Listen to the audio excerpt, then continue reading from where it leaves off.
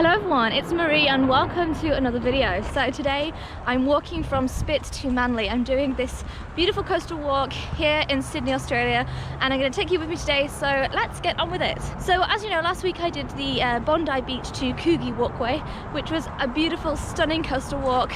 It was probably about 7 kilometers in total and it was really lovely and I'm so glad I did it. But I think it was a very popular walk, whereas the Manly Scenic Walkway is a little longer. This one is 10 kilometers and it is less popular, so that's probably a good thing. There's not going to be as many people crowding.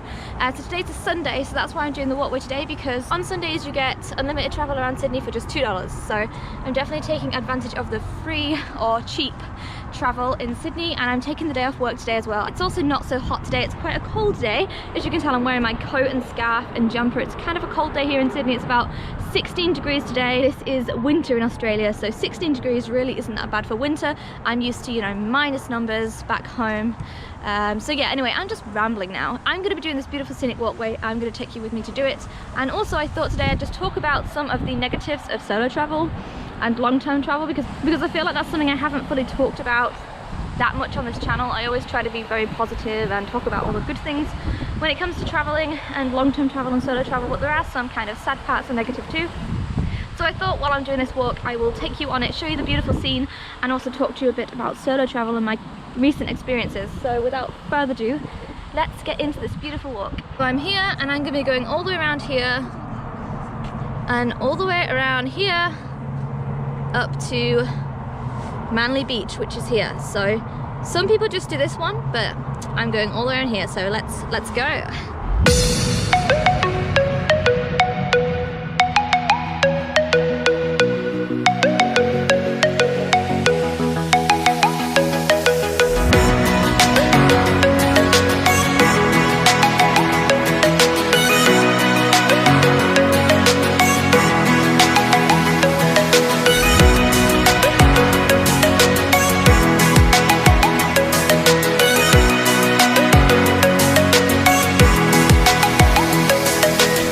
Fern trees so much. They remind me of when we lived in New Zealand, but I miss the silver ferns, the ones that had silver on the back. I think I talked about silver ferns in a vlog once when I was in Christchurch. I'll link it up here, but yeah, these remind me of New Zealand, which is why I like them.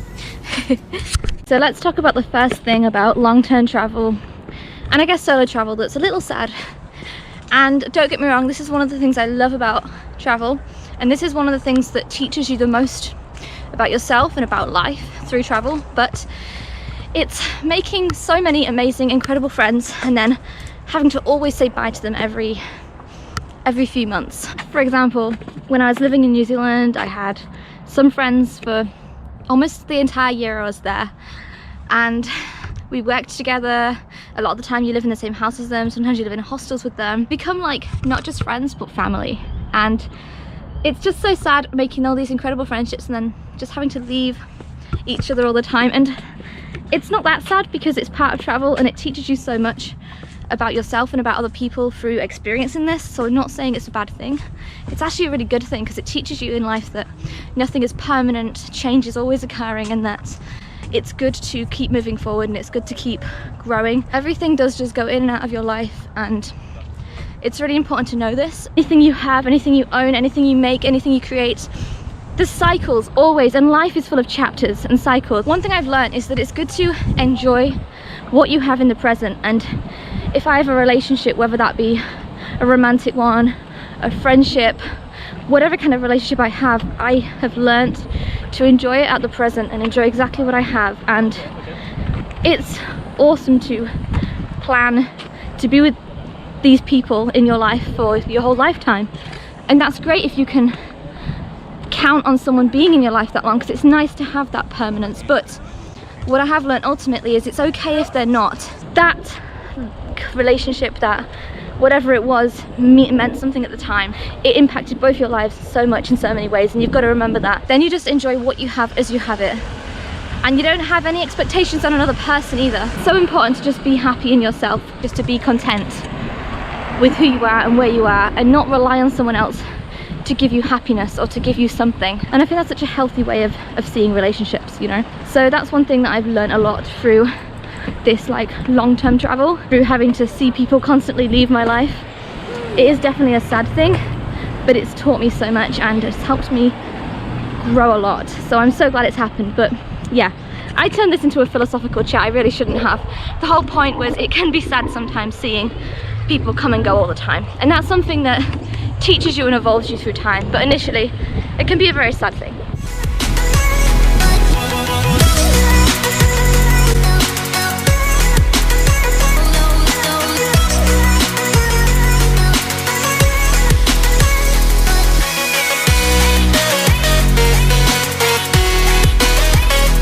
Let's move on to the second thing that can be a little bit difficult about full-time travel and long-term solo travel, I guess. It's that you always have to be on guard and taking care of yourself and looking out for yourself, especially financially.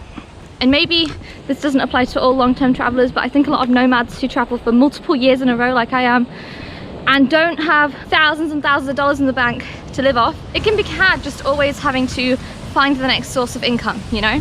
And this also applies just to freelancers in general and people who work self-employed in general. You have only yourself to rely on.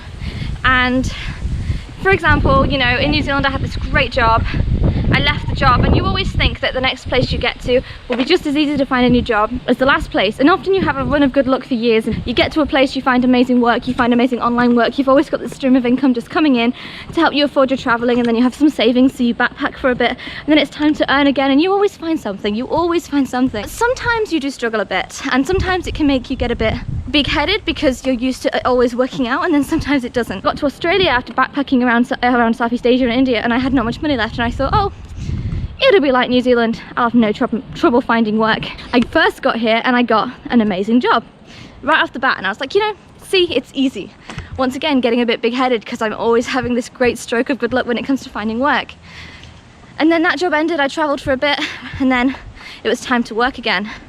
The second time round, I didn't have such a great job finding work, and I'm still struggling even now. I didn't quite realise how hard it would be in the winter time to find work here, since in New Zealand I had such a great time finding work no matter what. So yeah, and there definitely is work here if you look hard enough, but I'm just saying, sometimes it's hard, sometimes you run out of money, sometimes you have to think to yourself, damn, I don't even have enough money to fly home if I had to. So you always have to kind of be on your guard, and you always have to be looking for the next way of making money, the next way of affording it, because you just don't have the permanence of a full-time job, and you don't have the benefits of sick pay or holiday pay. So if I was to break my ankle tomorrow, I would not have any money to live off, which is never good. That's something you just have to always bear in mind, that you've got to always have your own back, I guess. Walk up day, I started here, I'm now here, gotta go around here.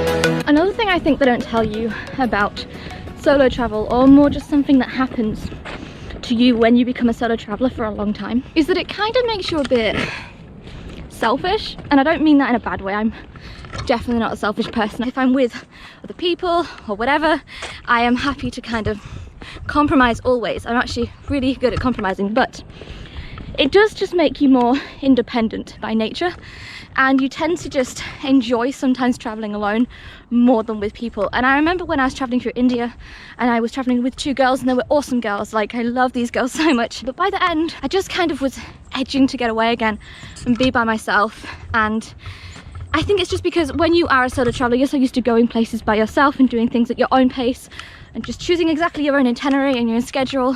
Hiking now, I really struggle to hike with other people. I'm just so happy kind of hiking alone, walking alone. Like I'm on this walk on my own right now. When I'm with someone else, you know, you often just have to do it at their pace too, and that's cool because you're with someone.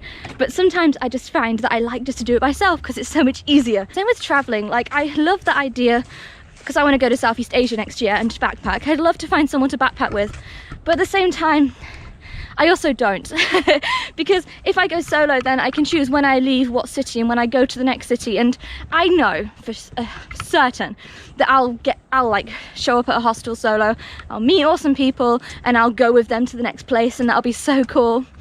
But there'll be a time when I'm like, you know what, I want to go off on my own again. And if you're constantly traveling with the same person again and again, you can't do that. You can't just leave them. I guess the point I'm trying to make is it just gets you so independent, and it just gets you so used to doing everything by yourself off your own accord and making your own schedules. And it also makes you a bit more pickier if you do travel with in the future. So I'm sure that in the future I will find somebody, another boyfriend, a partner to share my life with, and we'll both be on the same kind of wavelength. So we'll both be maybe digital nomads, we'll both be into long-term travel. And by that point, I'll have already kind of solo traveled myself out, and I'll be really happy to find someone to share the journey with and share the adventure with. But after so long of just traveling solo, it becomes so strange to imagine traveling with someone long term. So that's one thing it's just kind of done for me. It's made me a bit more kind of just used to being alone and used to being independent, and I just rely on people less, which is a really good thing. And this is probably the most positive thing that's come out of solo travel. But it has in some ways just made me less likely to want to travel with people now, unless it's someone that's really important to me, because I just like to go off on my own now, and I'm kind of enjoying that now. I hope I'm making sense.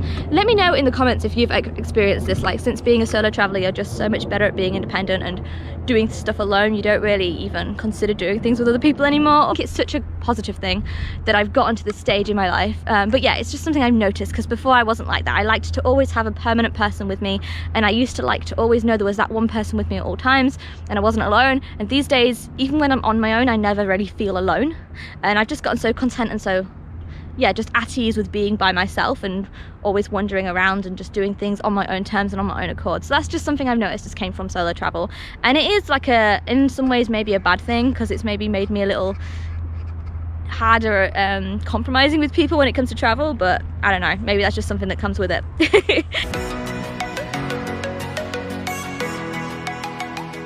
This is the last thing that no one tells you about long-term solo travel, and it's how disconnected you eventually become from your family. Like, you actually do miss your family a lot, even if you don't, if you get me. I moved out of my parents' house like 8 years ago, 9 years ago now, so I'm used to not living with my family, but I am still used to, you know, in that time I still saw them every so many months. Now it's got to the stage where I haven't seen my family in about 2 years.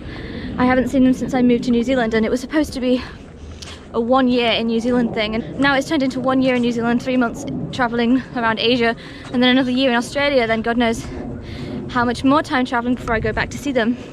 And yeah, I guess you just start to miss seeing them every day, in which I guess after it's been that long, you know, like 2 years not seeing your family, not living with them, you just become out of touch with them. And I still like video chat with my mum every so often and my dad, but not really half as much as I used to. Everyone's just used to you being away, you know, they're not worried about where you are, what you're doing. No one's trying to catch up on you, you know. I remember when I did do the Fraser Island Great Walk, and my brother messaged me because he said, "Hey Marie, you haven't posted in like a week.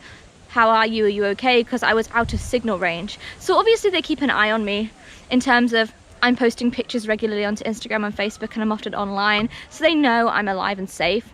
And when I did do the Great Walk of Fraser Island and I was out of signal range for like a week, and I didn't go on Facebook or anything for like a week, that's when my brother messaged me like, "Hey Marie, are you okay?" Obviously I did tell my parents before I did that, but I don't think I told my brother. So yeah, that's another thing. Like, I used to be really close to my brothers and talk to them all the time.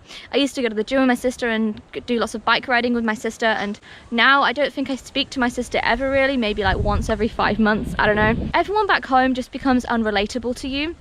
Even some of my best friends from back in England are just we're not as close anymore, because we're just so unrelatable. It gets to the stage where, you know, you talk to your friends back home and you're like, "Hey, how's life?" And it's always the same. They're at the same job, they're doing the same thing, they've got the same routine, they're in the same place. Nothing changes for them. They can go 3 years and it's the same. And that's not a bad thing, it's just that's normal life. But when you're traveling, you're always, you know, you're in a new city every other month. Sometimes you're in a new city every other day.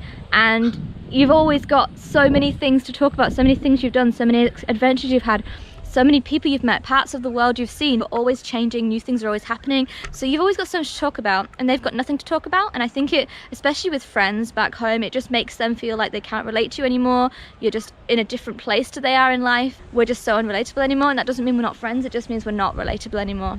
And it's just the way it is. You just become disconnected with people back home. And that's something people don't always mention, you know. You just become unrelatable, or you've just been away so long that it just becomes normal. I've become so unrelated to my home country, disconnected to my home. It's like, if I went back home, what is even there for me? Been away for 3 years now. If I go back, it's like everyone I know is scattered around the country. My life is in different parts of the world now. I have friendships and memories and life just all over the world. There's not one place that I call home anymore. There's millions of places I call home and millions of people that I call home, not just one place or one person. And that's something that I tell you so much that you can't really prepare for. And I haven't talked about these so much on my channel, so I thought I'd just mention them in this video. So apparently there's a lookout now, so let's go to this lookout.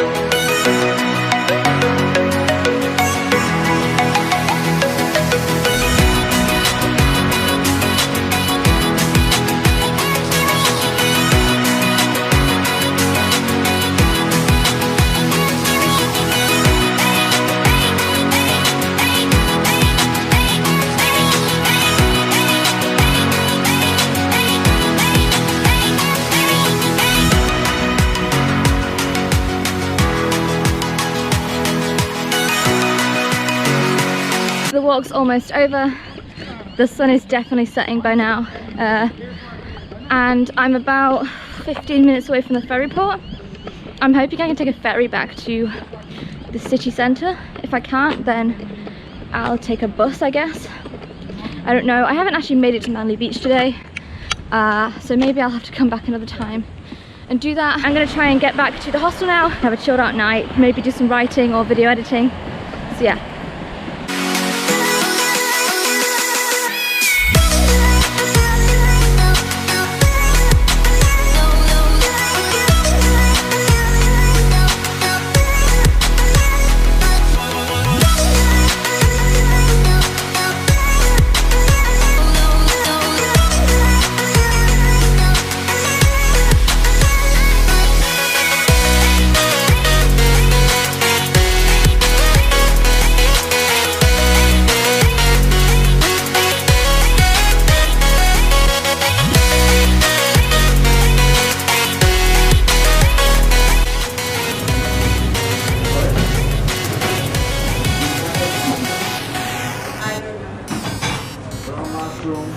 Hey guys, okay, so it's now the next day. I forgot to end yesterday's video. I ended up going to these Christmas markets in July when I got off the ferry. So basically, rewind, I finished off at Manly ferry point. I got the ferry from Manly to the centre again, and then in the centre there was some Christmas markets in July. You know, as you do. So I went around some market stalls. I got back to the hostel. I ended up having dinner with some awesome people here at the hostel. In fact, a guy that lives here made dinner. He's a chef, so that was pretty cool. It was good food. I will insert a picture here of food if I have one. If not, never mind. So yeah, I'm going to end this vlog here. I hope you enjoyed watching it. Hope you enjoyed hearing about some of the things about solo travel that people don't always tell you, and long-term travel that people don't always tell you. And I hope you enjoyed seeing from Manly to Spit. It was an awesome day and I took lots of amazing pictures. So yeah, thanks for watching. Give me a like if you enjoyed it. Subscribe below to see more videos, and I'll see you in the next one. Bye.